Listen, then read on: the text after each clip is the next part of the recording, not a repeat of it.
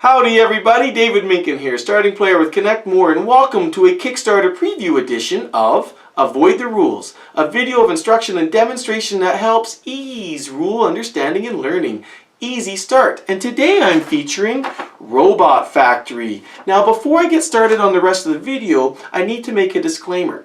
What you see laid out here in front of me is a prototype version of the game which was sent to me free of charge by the publishers so that I can make this video for you. Now my goal of this video and all of my videos that I make is not to sell you on a particular game, either for or against purchasing it. That's not the point of this video. My goal is to provide you with enough decision points to decide whether or not this game might work for you or might not work for you in your gaming group. And I don't even want to call them pros and cons, because what some people might consider a pro, other people consider a con, and vice versa. So instead we're going to touch on a lot of the decision points so that you can evaluate whether or not this game is appropriate.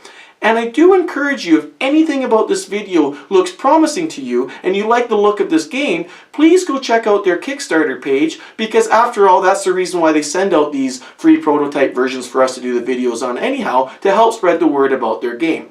So, I believe that the Kickstarter will launch sometime mid-November, so if you were watching this video at some point in time, I'm sure I got a link here somewhere, go check them out. So enough about that, let's start talking a little bit more about the game. Robot Factory is a game that plays 2 to 4 players, and for me the gameplay experience is drastically different between a 2-player game and a 4-player game. For me they're both equally enjoyable, but I personally prefer the full suite, the full complement of players, the 4-player game. And the reason for that will be discussed throughout the video, both on the granular bit of the rules and also for my final thoughts. But it has to do with the player interaction that occurs, because you see that the board itself is actually fairly small, and when all 4 players have their pawns moving around on the board, there's not a lot of space left, and it's going to create some forced conflict, and I love it. But stay tuned, I'll get more into that later in the video.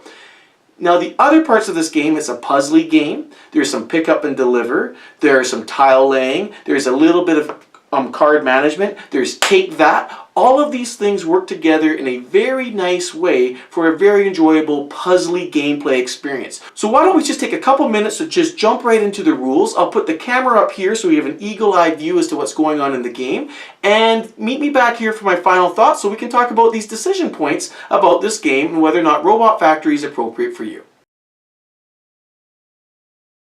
So this is a 4-player game setup for Robot Factory. Now before I get into the granular explanations for the gameplay and the rule explanations, I always like to talk about the victory conditions first. Why? Because I find that helps focus the rest of the discussion. So how do you win this game? Well, quite simply, you need to be the player who scores the most victory points at the very end of the game, and voila, you're the winner. Well, that sounds easy enough. Well, how do I score victory points? Well, victory points, as I mentioned before, are all scored at the very end of the game. You do not actually collect victory points throughout the course of the game, but they'll be scored at the end. And the way that you're going to do that is you're going to be building these different sized robots that are indicated here by these tiles in these 3 different piles. And the robots are in different sizes. This robot here is a small robot. It takes 2 red building materials to build. And when you look through the actual tile here, they all have different combinations of building materials required to build these robots. But you just keep the rest of the pile hidden. You just look at the top. This top card here, he needs 3 building materials to be able to be built, and the large guy, he needs 4 building materials to be able to be built. So you'll notice that the colors of these building materials, or these cubes,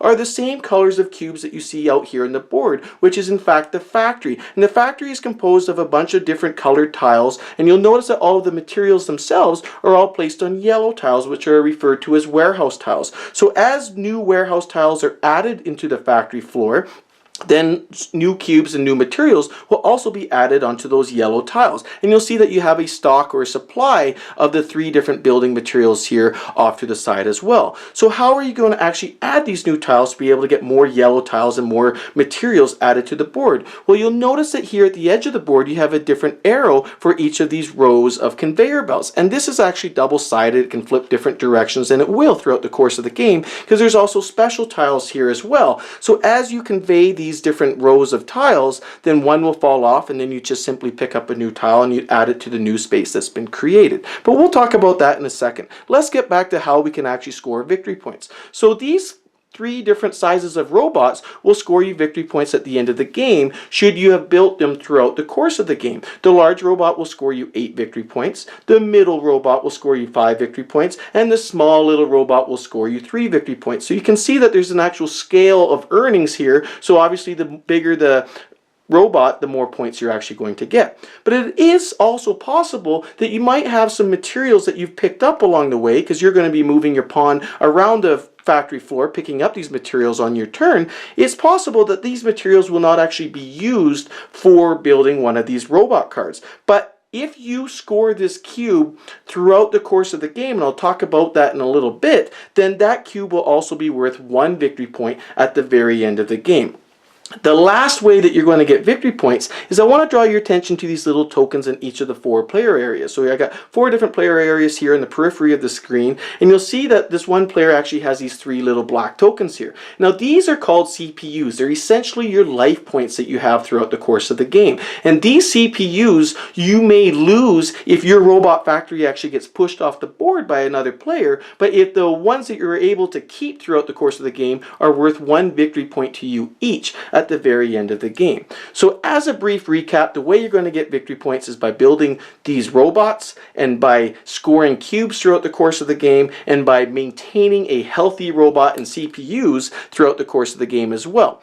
Now the neat thing about this is while the game is being played, if you score and you build this robot, you actually physically put the cubes on top of here and you put it in your playing area. So everybody can see exactly the position all of their opponents are in, so you can start gauging whether or not you want to drive towards the end game condition or maybe slow down the game a little bit, so hopefully it gives you a chance to catch up with some of the opponents. And I really like that open scoring, and you can calculate what people have, because there's really not a runaway leader with this, because as soon as somebody jumps off to an early lead, well then you can start kind of teaming up on him a little bit and kind of even the workflow. So we talk about the actual endgame conditions. There are 2 endgame conditions. The first endgame condition is when somebody actually runs out of CPU. So at the very end, when somebody has fallen off, say for example in this particular case the 3rd time, white has no more CPUs, then everybody else, excluding white, would have one last turn to do whatever they could, and then the game ends, and then you score all of the victory conditions.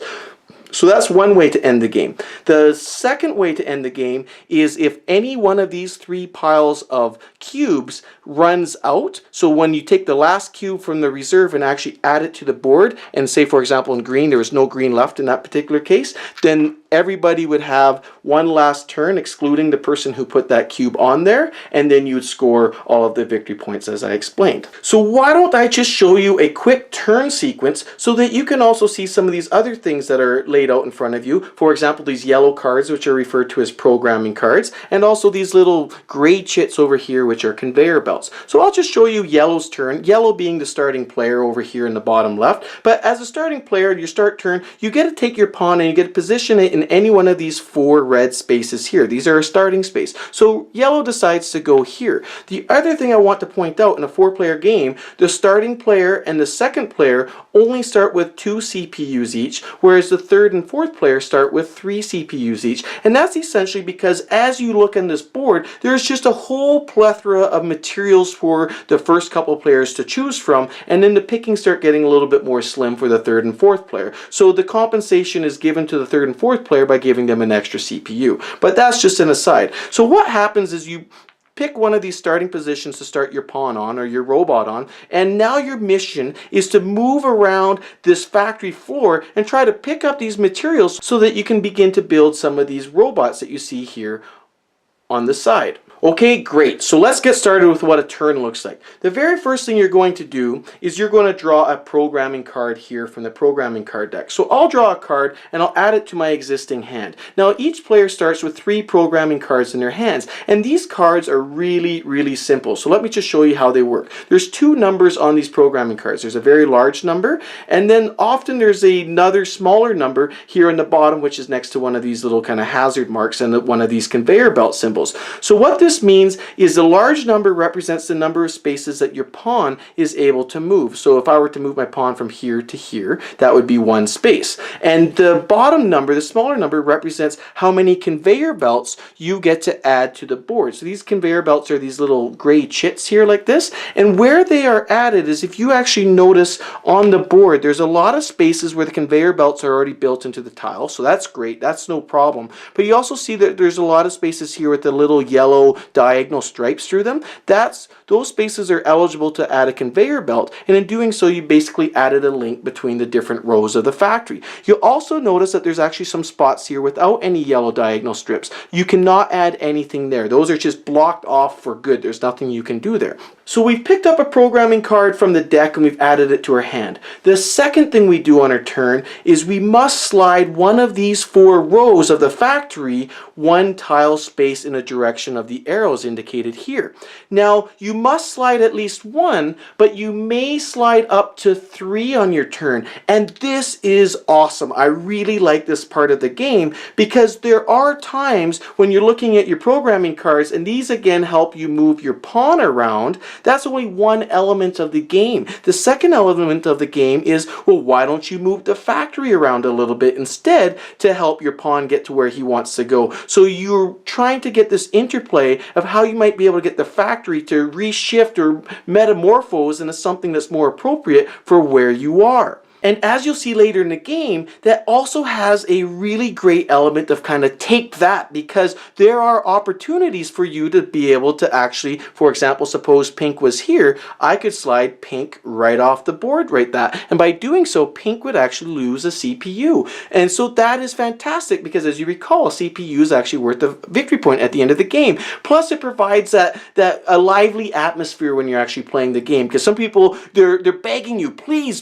don't push me off the factory floor. Please don't push me off there. And you're like, no, sorry, I got to do it. So there's a screwage factor that you can do by manipulating these actual 4 different rows. But there's also, maybe this can help benefit me. So for example, if I want to look at yellow's turn here, and since he's the starting player, there's nobody else actually on the board because people will add their pawns on their turn within the first round of the game. But then yellow's looking at this, and he's looking here over at the different robots that he can build. He goes, well, I want to get a head start here. I'm starting player. I need to take advantage of the fact that I got lots of cubes to choose from. Why don't I try to make this more advantageous for me? So he looks at these bigger cards and he sees that green seems to be a pretty prevalent material that he actually needs. So he's sitting there and he goes, well, how can I get at some green? There's some green over here. There's some green over here.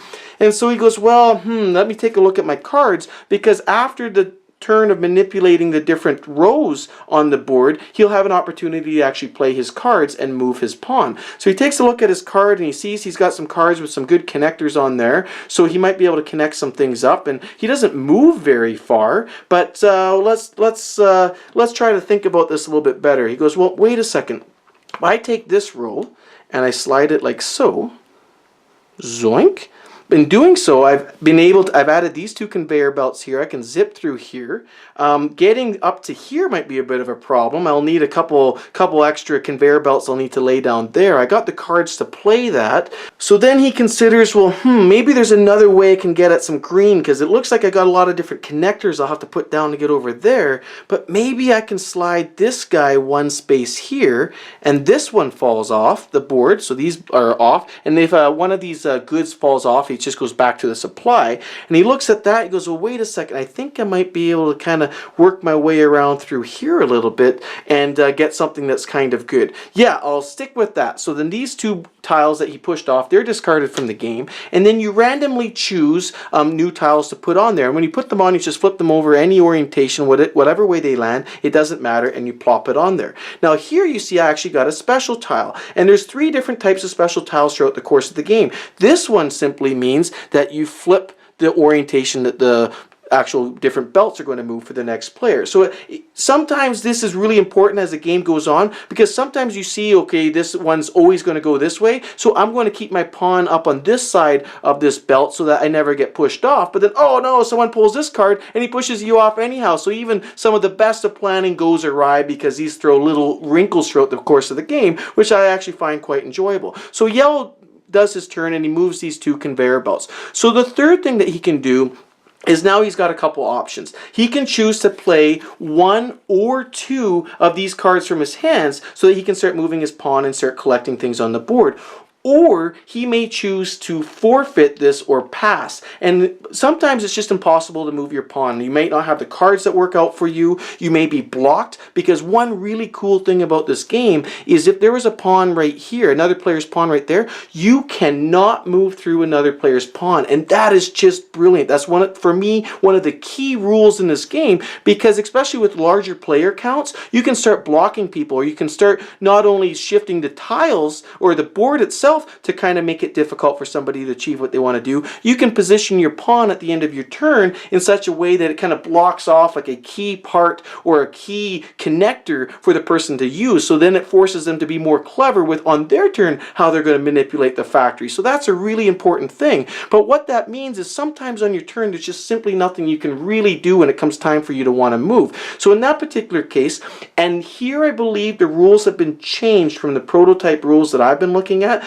but I understand that the final game will be that you'll get the opportunity, if you pass on moving, that you'll get to take 2 cards from the programming deck, and then you choose one, and then you discard the other. So then you'd be able to add 1 more card to your hand, so that on your next turn it might give you a little more options as to how you're actually going to move. But here yellow says, nope, I've got lots of stuff, I want to move. And so then he takes kind of a look at this, he goes, well, wait a second, I think I can get this blue, I can maybe pick up another blue, maybe this green, maybe I want to get that green. He goes, well, wait a second, I got blue and I got green over here, how can I get all of that? So he says, I want to get some connectors to be able to connect up to here. So he flips through his cards. Well, here's a card with 2 connectors on there, so he's going to take that card. And then he's going to take another card that lets them move quite a bit. So here's 5. And so the way this works is you can play 1 or 2 cards when you actually want to move, and you just simply add both cards together. You don't have to worry about breaking the cards down individually. Just take the sum. So 5 plus 1 equals 6. So he has 6 movement points for his pawn, and then he has 2 conveyor belts that he must add to the board. Now the thing I need to mention about the conveyor belts is these must be added on your turn. Like, even if you're not putting them on a path that you are directly using, in order to keep the game moving as people play these, they must be played on the board if there is a spot available to be played. So right away, yellow knows he wants to put a conveyor belt here, and he wants to put a conveyor belt here and connect up these parts of the world. So he goes, great, I've added those 2 conveyor belts, now I can move my pawn up to 6 movements. So the cool thing about movement, there really is no real rules, is you can go back, you can backtrack on each other, you do not have to take all of the actual movement points that you have available to you, and you can pick up things along the way. So then what he does, he goes, right, I'm going to go here, there's 1, I pick up the blue, there's no real cost of doing that, he takes the blue, he puts it in his personal area, then he goes 2, 3, and he picks up the red, and then he goes 4, he picks up the green. And so you can see he's doing pretty good right now. He doesn't have enough to actually build any of these, but he did really good. So he goes 4, and then he wants to backtrack and start positioning himself to maybe get at some of the other green or something. So he goes 5, 6. So there he goes. He backtracked and he got these 3 cubes for his turn, for moving. The other thing you can do during this part of your turn, you can, as I said before, you could move by playing cards. You can pass and take 2 cards and choose one. The third thing you can do is you can go to one of these special spots, provided that you can actually get there. And if you're in one of these special spots, then what you would do is you actually exchange one of your CPUs. So again, this is a victory point condition, but you would exchange one of your CPUs and you would take 3 programming cards off the top of your deck to build your hand to hopefully give you some more options for your next turn. So that's the movement phase of your turn. And finally, the last thing that you can do on your turn is you can actually choose to assemble one of these robots here.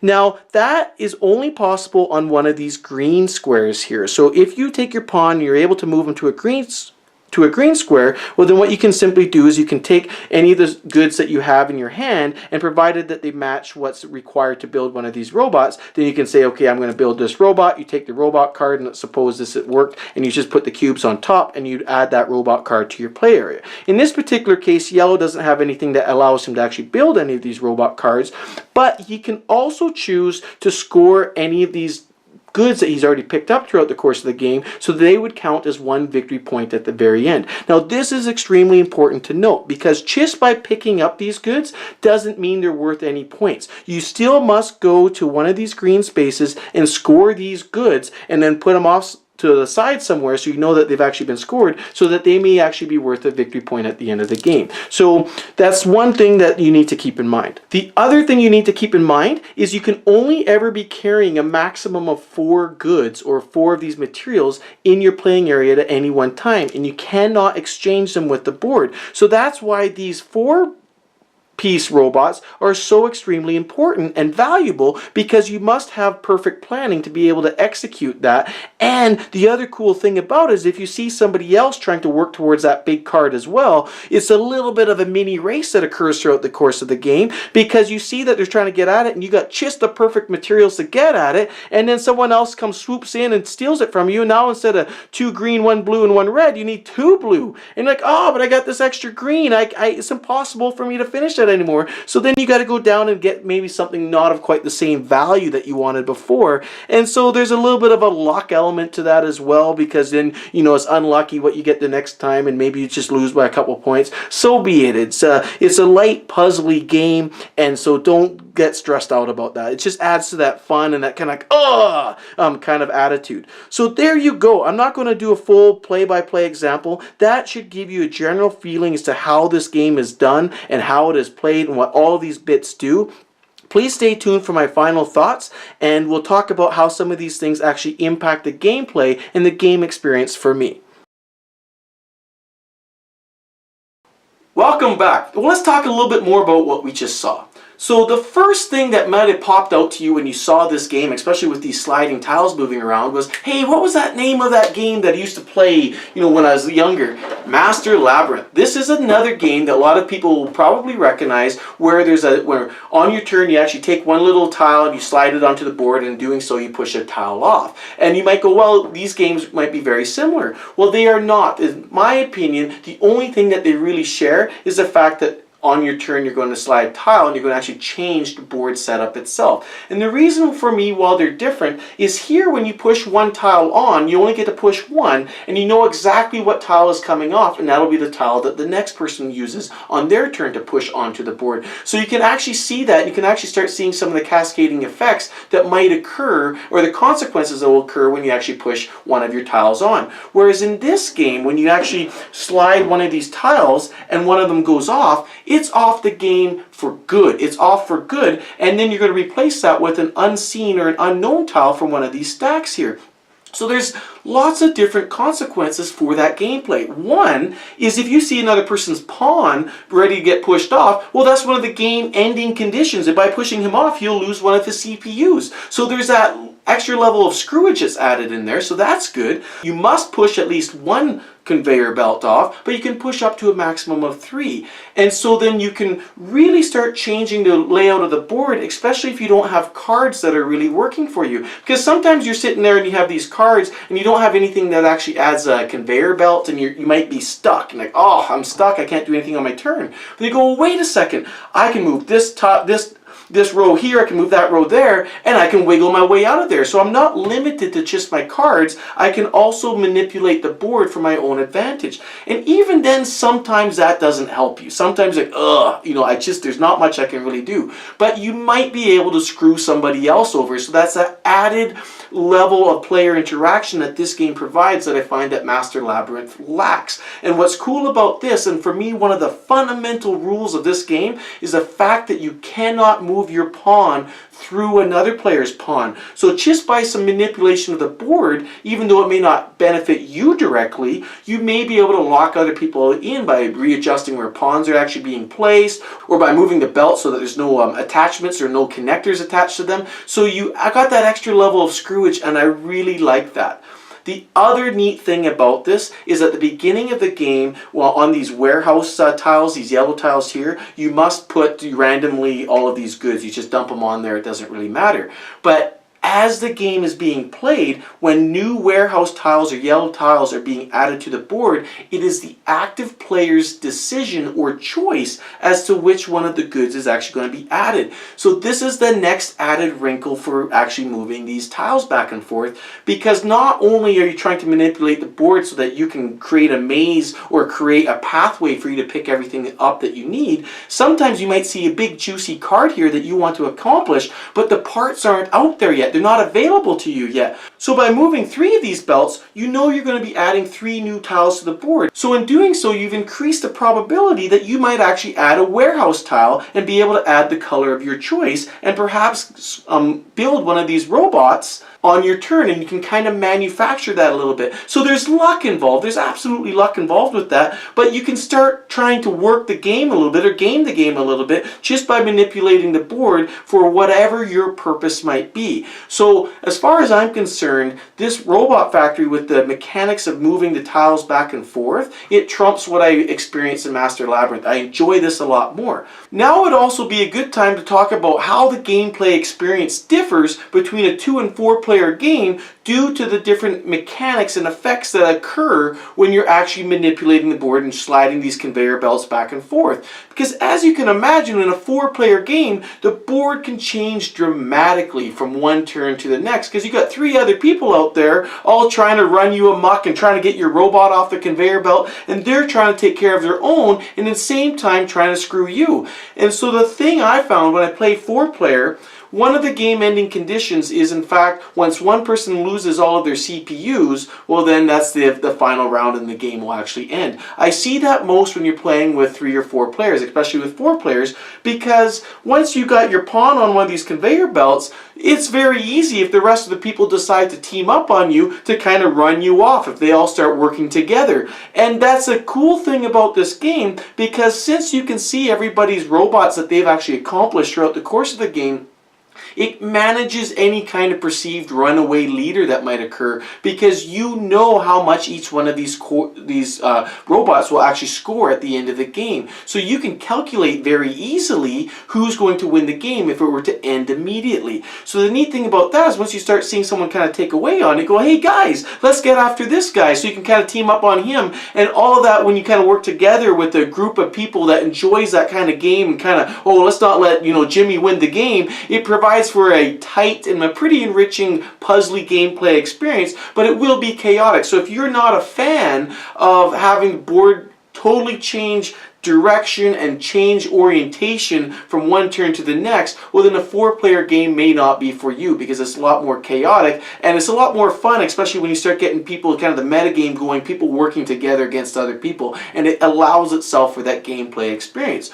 Whereas in a 2-player game, I find you're able to mitigate that a lot more, because you only know there's going to be one more turn before it's your turn again. So with your pawn at the end of the turn, I try to kind of make sure he's more centrally located inside the board, so even if the other person shifts the conveyor belt on you, well then you're still probably pretty safe. There are some special tokens in here that may kind of throw you for a loop, like one that allows you to move a conveyor belt twice or to switch direction of the conveyor belt.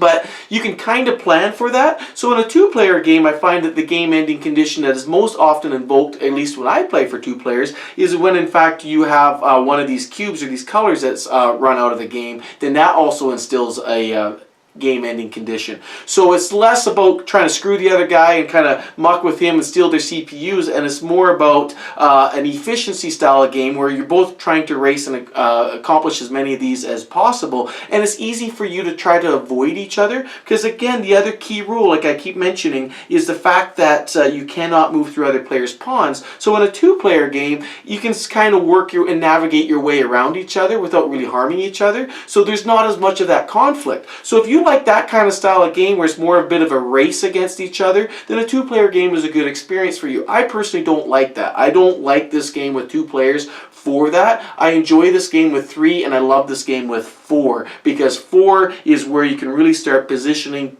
countering people off. And it was kind of neat too about the way this board is set up. There's some of these safe spots that are off on the side of the board that you can never get conveyed off. And at first you go, well, why wouldn't you just end your turn on there? Well, the neat thing about that, there's only 1 or 2 entry or exit points on these spots. So it's very easy if you're playing a 4-player game, hey guys, let's just trap this guy. So you can just go move the belts a little bit, put your pawns up there, and make it very difficult for that person to actually get back into the gameplay. So if you're going to do that, you need caution. So all of this works together, and in the right group, it's a fun puzzle where even though you think you have it figured out, the rest of the people that you're playing against may have something different in mind for you. So you're going to actually have to adapt and change for it. And if you do get pushed off, you just kind of got to laugh with it and kind of roll with it a little bit. So let me mention another puzzle game. Another puzzle game that I really enjoy, which was introduced to me within the last year, is Ricochet Robots. Now this game is absolutely fantastic. You have all these little robots out there and you got to bounce them into certain areas on the board. And the key about this game is you have to do it quietly. Nobody can actually say anything out loud until they've come up with a guess as to how many bumps a robot has to take, or robots will have to take, before you can actually move one robot from one location on the board